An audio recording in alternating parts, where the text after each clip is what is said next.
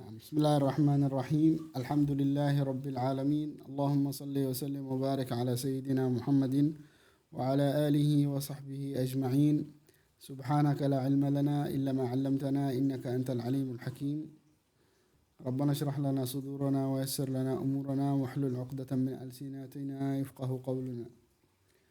اللهم علمنا ما ينفعنا وارزقنا العمل بما علمنا innaka arhamur rahimin wa akramul akramin, thumma amma ba'd. Kita sampai ke dars atau fasal raf'ul yadain, angkat tangan dalam salat. Setelah kita belajar rukun-rukun salat di pelajaran sebelumnya. Nah, dan ini adalah pertemuan yang 10. Nah, baik. بسم الله الرحمن الرحيم. قال الشيخ رحمه الله تعالى ونفعنا اللهم بعلومه وعلوم سائر الصالحين في الدارين آمين. يسن رفع اليدين في 4 مواضع. يسن رفع اليدين في 4 مواضع. Sunnah angkat tangan dalam salat dalam atau di 4 tempat. Al-awwalu, yang pertama, inda takbiratil ihram, saat takbirat al-ihram. Jadi tempat angkat tangan caranya seperti ini. Dan angkat sampai menghadapi bagian al-katif sini. Nah, dan dan tidak pisah jarinya seperti ini, tidak hanya seperti ini. Dan itu telapak tangan menghadapi kiblat. Itu adalah cara angkat tangan. Nah, dan tempat yang pertama untuk angkat adalah inda takbiratul ihram, saat takbiratul ihram, yaitu Allahu Akbar. Nah, itu itu tempat yang pertama. Dan ini adalah semua angkat tangan hukumnya hukumnya sunnah.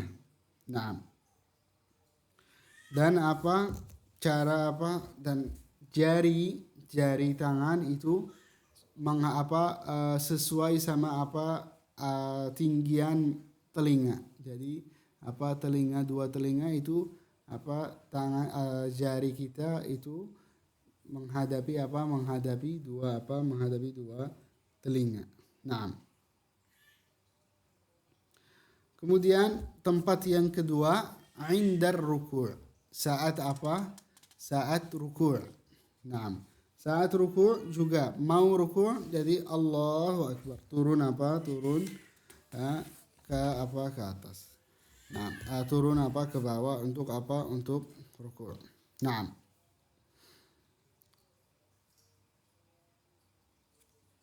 dan cara atau sempurna yang minimal supaya kita dapat sunnah atau dapat pahala sunnah, minimalnya kita saat angkat tangan kita langsung turun. Tapi yang sempurna, kita mulai angkat tangan Allahu Akbar, kemudian ketika sudah tangan menghadapi tempat ini, maka kita turun untuk rukuk. Nah, itu adalah cara di dalam rukuk. Kemudian tempat yang ketiga juga indal i'tidal, saat i'tidal, angkat dari rukuk. Saat angkat dari rukuk itu saat mulai sami Allahu liman hamidah. Nah, seperti ini. Nah, dan orang baca sami Allahu liman hamidah saat sudah mulai angkat. Jadi cara yang benar itu saat kita rukuk, mau angkat, langsung kita baca sami Allahu liman hamidah. Nah, itu caranya. Jangan orangnya sampai jadi rukuk sudah naik, sudah berdiri lurus, baru baca sami Allahu liman hamidah, baru angkat tangan. Nah, bukan tempatnya seperti ini. Tempatnya saat kita masih rukuk, mau angkat, mau naik ke atas, sami Allahu liman, dari awal mulai naik ke atas itu itu sunnah angkat tangan dan sunnah baca apa? Baca Sami'allah liman hamidah. Naam. Kemudian yang tempat yang keempat, tempat yang terakhir adalah qal wa 'indal qiyam min at-tashahhud, dan saat berdiri dari tasyahud pertama. Jadi setelah rakaat kedua naik ke rakaat yang ketiga itu tasyahud pertama. Saat kita sudah sampai ke atas itu ketika sudah sampai batas ruku kita berdiri, mulai berdiri sudah sampai ke batas ruku, itu sudah mulai baca Allahu Akbar dan angkat tangan. Ini adalah 4 tempat sunnah angkat tangan dalam salat. Maka selain 4 tempat ini tidak sunnah untuk angkat tangan. Naam. Fasal berikutnya kata Syekh rahimahullahu taala, faslun syurutu as-sujudi sab'ah. Kalau kita lihat di sini kita masih bahas dalam rukun-rukun salat, ya. Kita masih bahas rukun-rukun salat, dan itu syarat-syarat untuk rukun salat. Nah, di sini syurutus sujudi sab'atun. Syarat untuk untuk sujud ada 7. Dan ketika kurang salah satu dari 7 syarat ini, maka sujud kita tidak sah dan harus diulangi gitu. Nah, yang pertama an yasjuda ala 7 a'dha. Harus orang yang laksanakan salat bersujud atas 7 anggota. Atas 7 anggota.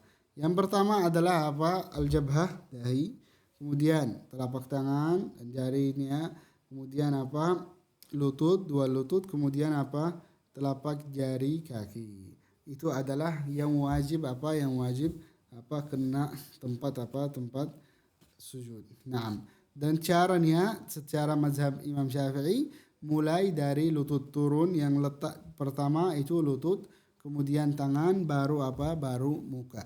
Itu cara untuk sujud. Naam. Syarat yang kedua adalah wa an takuna jabhatahu maksyufah, dan harus bagian dahi itu harus terbuka, tidak ada halangan antara tempat sujud dan jabhahnya. Naam. Dan bagian jabhah ini adalah ini, itu bagian bagian jabhah. Naam, di antaranya itu namanya jabhah. Naam. Baik. Berarti kita fahami dari syarat ini hanya dahi yang wajib dibuka. Yang wajib dibuka saat kita sujud. Tapi selain anggota sujud, selain jabhah, selain dahi, itu sunnah buka. Jadi telapak tangan itu sunnah kita tidak ada halangan antara tempat sujud dan tempat yang sujud dan dahi dan telapak tangan. Nah, kemudian untuk jari kaki juga, ya, tidak ada sunnahnya, tidak ada halangan, tidak ada yang nutup menghalangi antara kulit dan tempat sujud. Nah, terus untuk rukbatain, bagian aurat itu wajib dibuka, wajib ditutup. Bagian aurat itu wajib ditutup. Nah, sesuai auratnya. Kemudian syarat yang ketiga at-tahamulu bi ra'sihi. At-tahamul. Apa itu at-tahamul? Menekan gitu. Menekan dengan kepala. Jadi kalau orang sujud, jangan asal aja sujud, tapi harus ada tekanan sedikit untuk di tempat sujud. Naam. Hingga misal kalau ada sesuatu yang lembut di bawah, maka itu bisa sampai ada bekas-bekas tekanannya gitu. Ya, seperti ini. Naam. Syarat yang keempat yaitu adamul huwiyyi li ghairihi. Tidak menurun dari i'tidal ke sujud kecuali untuk niat kita turunnya untuk apa? Untuk sujud. Itu yang maksudnya. Jadi kalau ada orang jatuh ke tempat sujud sekalian untuk sujud, bukan niatnya untuk sujud tapi karena jatuh gitu, maka itu apa? Itu tidak anggap untuk sujud, tidak sah. Harus kembali ke i'tidal baru turun untuk niat apa? Untuk niat untuk sujud. Nah. Kemudian syarat yang kelima, wa alla yasjuda ala syai'in yataharraku biharakatihi. Dan tidak boleh bersujud atas sesuatu yang bergerak karena apa? Karena badan kita bergerak. Maka apa? Misal, kalau kita bersujud atas apa? Kain yang atas kepala kita. Sujud apa? Sampai menghalangi. Itu tidak boleh. Atau tempat sujud kita ada sesuatu kain atau apa bergerak karena kita bergerak. Nah, maka apa? Maka ini tidak boleh. Harus apa? Harus semua tempat sujud menetap. Tempat yang kita letaknya itu apa? Itu harus menetap. Tidak boleh bergerak karena kita apa? Karena kita bergerak juga. Nah.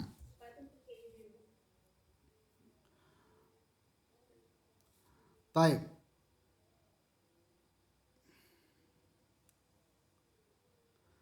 Nah, kemudian wartifa'u asafilihi ala a'alih. Dan harus apa? Ketinggian asafilihi, bagian badan bawah lebih tinggi dari bagian badan atas. Karena itu sujud tawadhu', maka bagian badan kita yang atas harus lebih bawah ketinggiannya dari apa? Dari bagian apa? Bagian bawah gitu. Jadi yang apa? Bagian atas harus ke bawah dan bagian bawah harus ke atas. Itu apa? Itu sujudnya. Nah, kemudian syarat yang ketujuh dari syarat sujud adalah apa? At-tuma'ninatu fi, dan tuma'ninah, ketenangan dalam apa? Dalam sujud. Nah.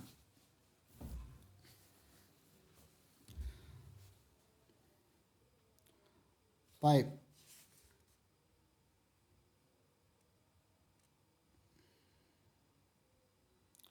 Kemudian a'dha'us sujudi sab'ah, kata Syekh rahimahullah ta'ala, a'dha'us sujudi sab'ah, anggota sujud ada apa? Ada 7. Al-jabhah, dahi. Kemudian butunul kaffain, telapak tangan. Warrukbatan, dan 2 lutut. Wa butunu asabi'ir rijlain, dan telapak kaki, jari kaki.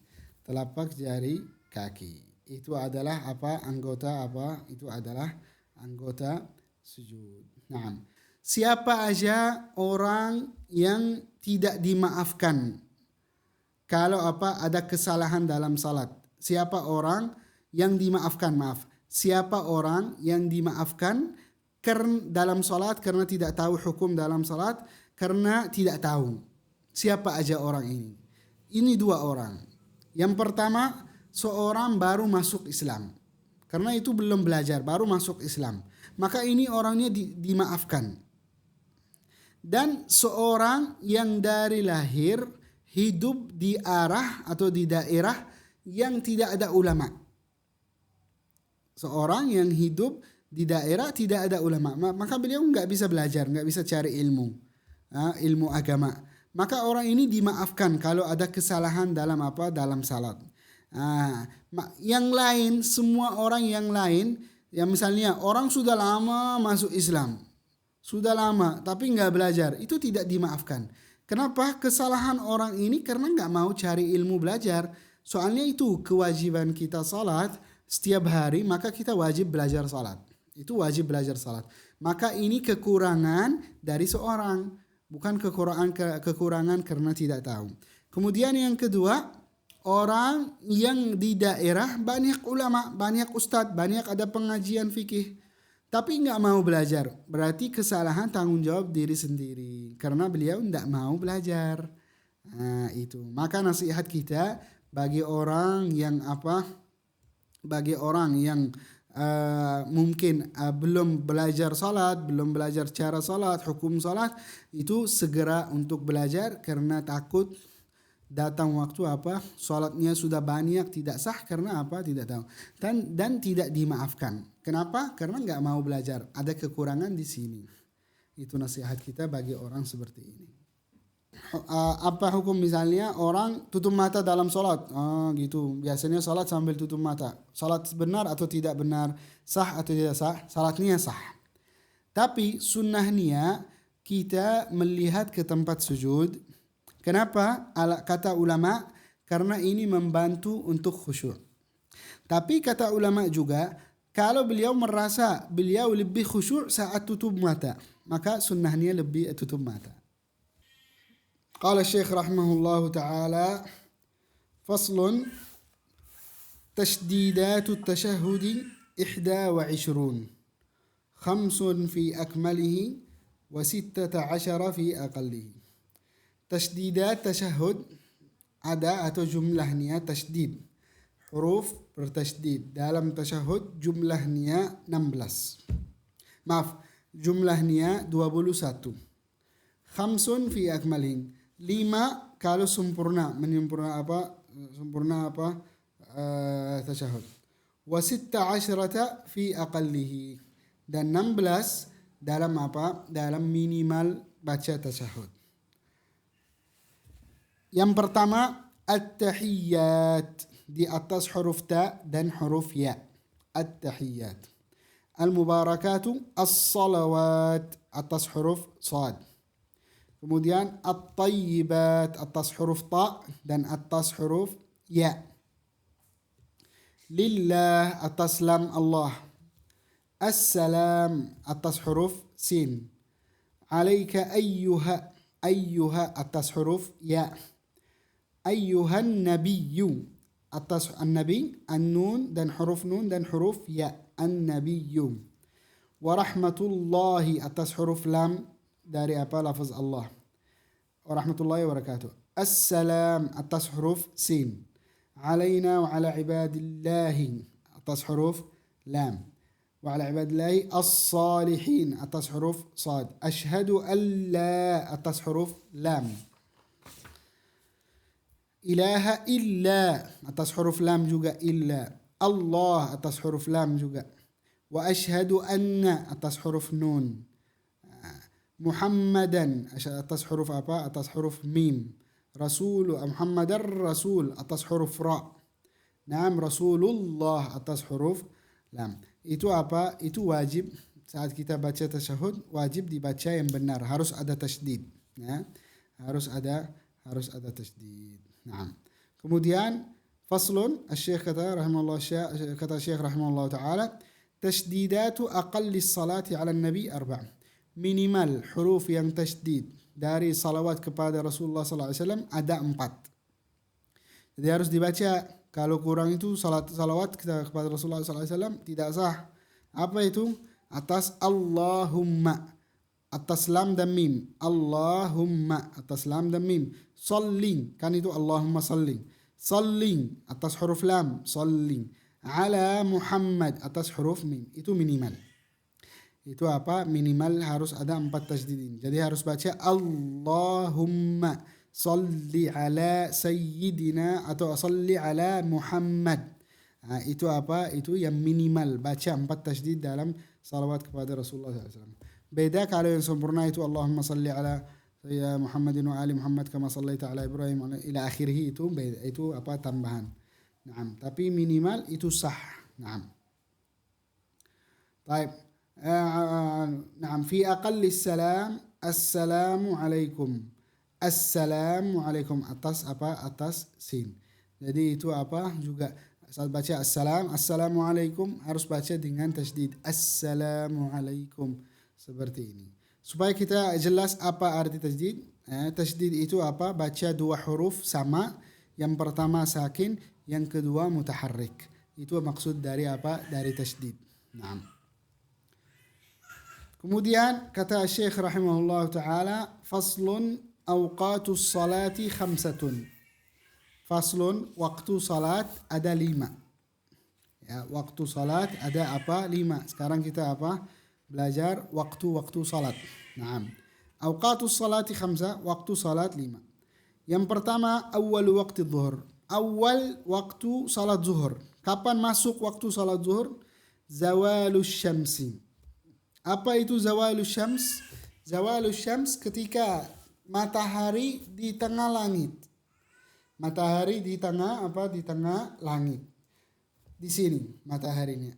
Maka apa? Ketika sudah mulai turun ke arah barat, maka itu sudah mulai waktu apa? Waktu zuhur. Nah, wa akhiruhu, dan akhir waktu salat zuhur, masiru menjadi, dhillum bayang, kulli syai, setiap sesuatu, mithlahu sama. Nah, ghaira dhillil istiwa, selain bayang apa? Istiwa yang di tengah langit. Apa maksudnya? Jadi kita sekarang ada apa? Ada matahari. Nah, di atas.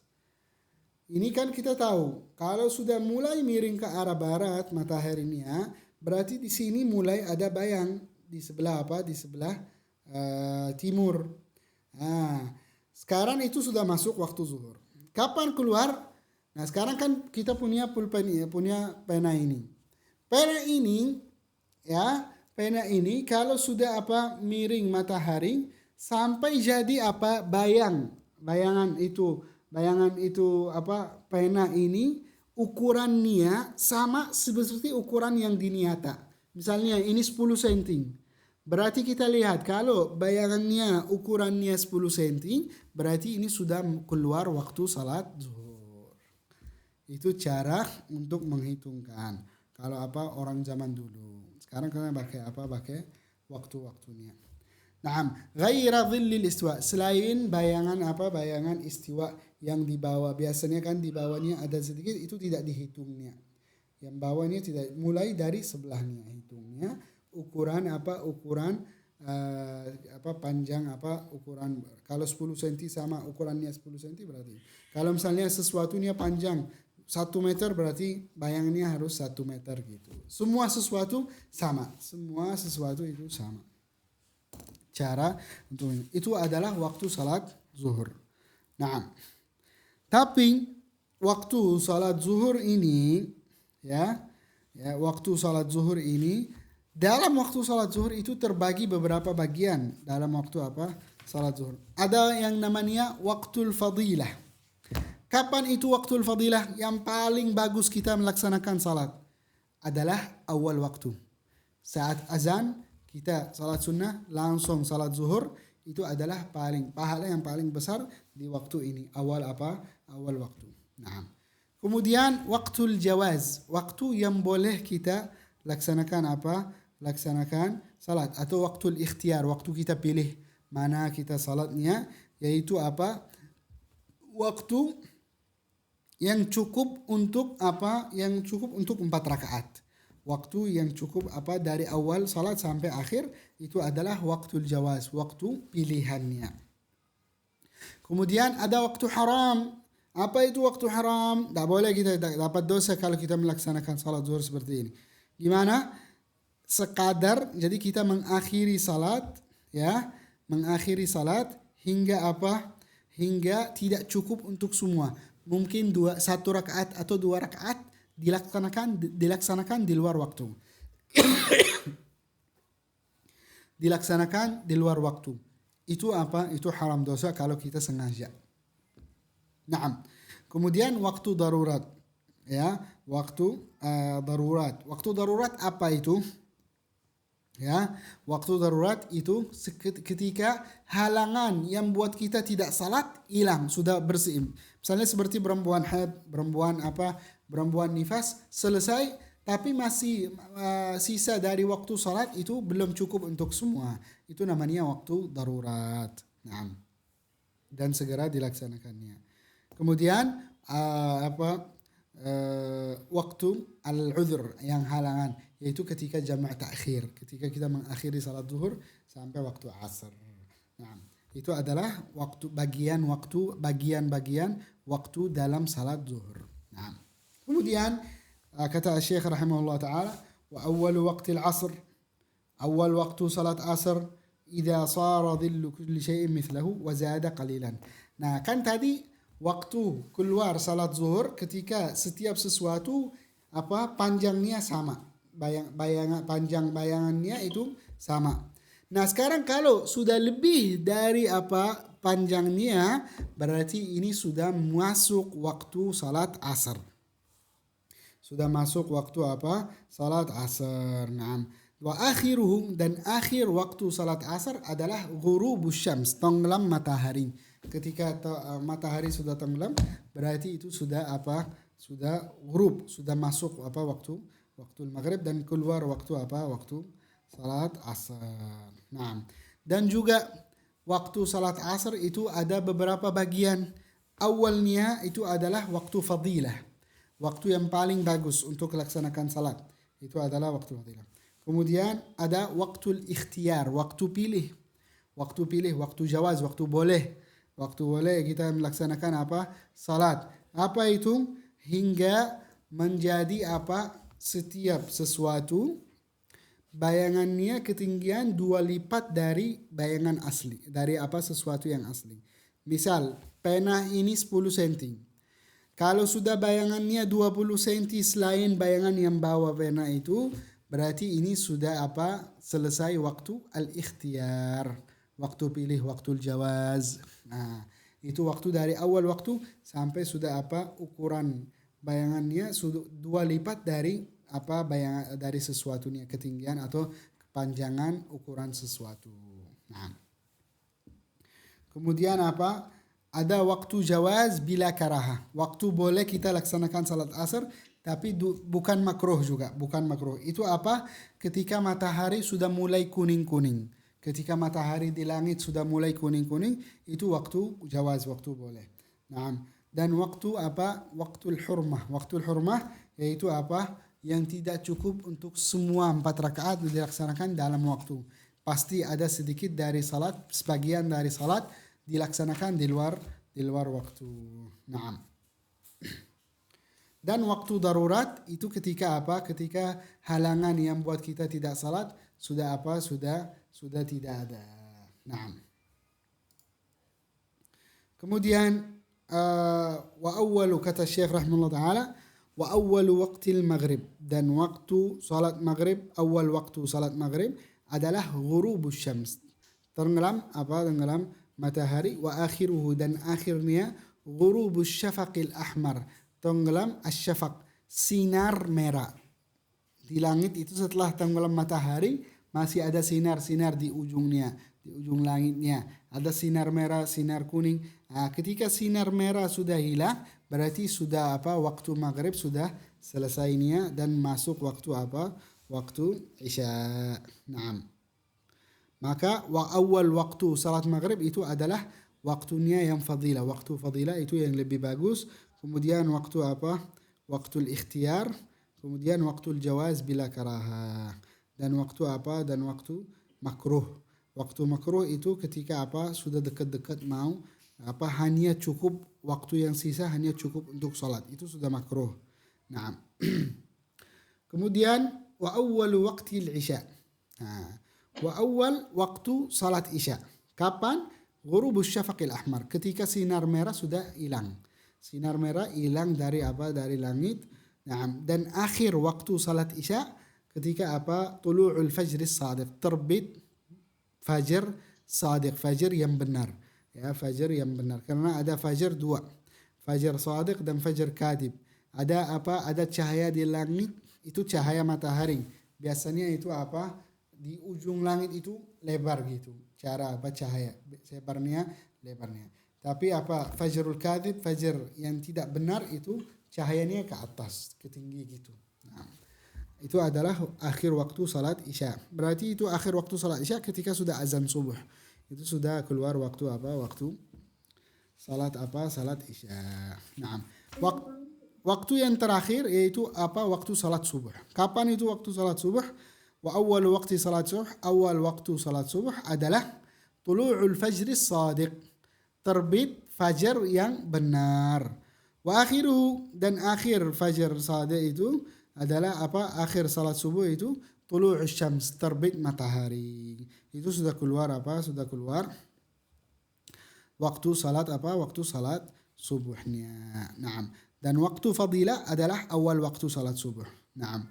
Dan waktu ikhtiar, waktu kita pilih melaksanakan salat, yaitu dari awal waktu hingga al-isfar. Apa itu al-isfar? Al-isfar dulu waktu tidak ada lampu-lampu di jalan, tidak ada cahaya-cahaya. Dulu kan kalau masih subuh, masih awal waktu subuh, itu gelap banget. Tangan kita aja nggak bisa lihat. Orang yang jalan depan kita nggak bisa lihat, saking gelap gitu. Nah, waktu isfar, kalau kita sudah bisa lihat bayangan-bayangan orangnya, tapi kita nggak bisa lihat muka. Belum jelas muka itu siapa. Itu namanya waktu isfar. Dan waktu isfar itu, dari awal waktu sampai waktu isfar, itu hukumnya ikhtiar, waktu jawaz, waktu boleh kita laksanakan salat subuhnya. Kemudian waktu boleh tanpa makruh, yaitu dari awal waktu sampai sampai terbit cahaya merah-merah dikit, merah matahari itu. Maka itu itu waktu waktu al-jawaz bila karah, jaiz tapi tanpa makruh. Dan ada waktu makruh, boleh kita laksanakan tapi makruh. Itu ketika sudah mulai merah-merah di langit. Itu itu makruh kita laksanakan salat subuh dalamnya. Dan waktu haram, yaitu jelas ketika kita melaksanakan salat, sedikit sebagian dari salatnya dilaksanakan di luar di luar waktu salat. Itu adalah waktu al-haram gitu. Nah. Kemudian kata Asy-Syaikh rahimahullahu taala, al-ashfaqu thalatha. Asy-syafaq. Apa itu al-ashfaq? Sinar-sinar yang di langit ada 3 macam. Ahmar, sinar merah, wa asfar, sinar kuning, wa abyad, dan sinar putih. Al-ahmar, kalau untuk merah, sinar merah itu waktu maghrib. Wal asfar wal abyad itu sudah isya.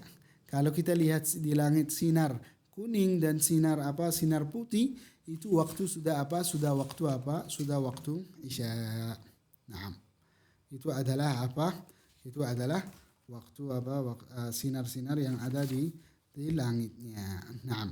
Kemudian kata Syekh rahimahullah taala, wa yundabu ta'khiru salatil isya. Sunnah kita mengakhiri salat isya ila an yaghiba asy-syafaqul asfar, hingga hilang sinar kuning, wal abyad, dan sinar putih. Sampai sudah langitnya sudah gelap. Selangit sudah tidak ada sinar-sinar di langit, berarti itu sudah waktu sunnah kita melaksanakan salat isya.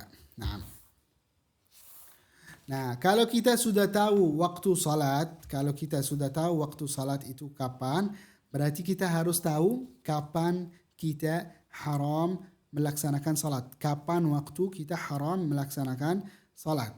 Kata Syekh rahimahullah taala, faslun tahrumus salatu allati laysa laha sababun mutaqaddim wala muqarin fi 5 awqat. Haram as-salah, haram melaksanakan salat yang tidak ada sebab yang sebelumnya terjadi. Karena itu sebab salat, kadang ada sebab yang berikutnya terjadi, ada sebab yang dahului terjadi sebelum salat.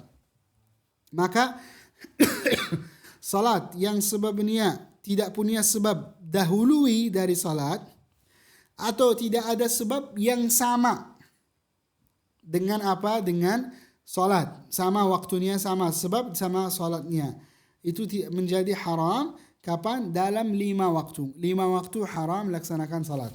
Kapan? Qal inda tulu'i syams. Nah, sebelumnya berarti yang salat tidak haram yaitu salat yang ada sebab dahului, atau salat yang ada sebab yang sebabnya sama dengan waktu salat, itu tidak haram. Tapi salat yang tidak ada sebab dahului atau sebabnya tidak ada sebab yang sama, maksudnya sebabnya berikut salat, berarti itu salatnya haram dilaksanakan dalam 5 waktu. Apa itu 5 waktu? Inda tulu'i syams. Ya, inda tulu'i syams. Ketika Ketika terbit matahari. Kalau terbit matahari kita tidak boleh salat. Salat apapun tidak boleh. Nah, maksudnya salat yang tidak ada sebab dahulu atau salat yang tidak ada sebab yang sama. Hatta tartafi'a qadra rumh, hingga naik ketinggiannya sekadar rumh. Rumh itu tongkat atau tombak. Nah, itu hingga sudah tinggi qadar rumh, berarti itu itu baru kita boleh melaksanakan salat.